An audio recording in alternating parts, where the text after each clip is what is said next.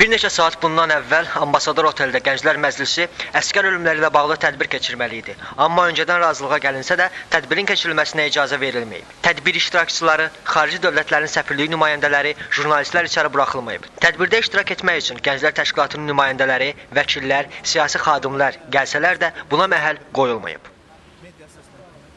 Siz burada tədbir keçirə bilməzsiniz, müzakirəsiz ləğv olunur tədbir.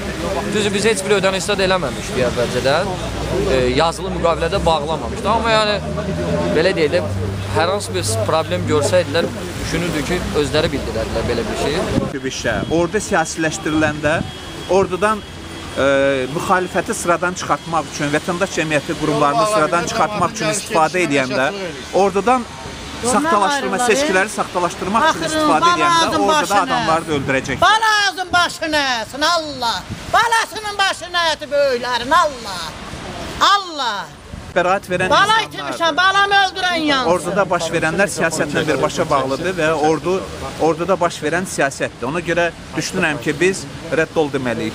Artıq bu hakimiyyətə rədd ol deməliyik. Sən məni niyə itəlirsən qabırsan? Mənə toxunma. Zavur, gedək, savaşına tutulmuş. Bəli.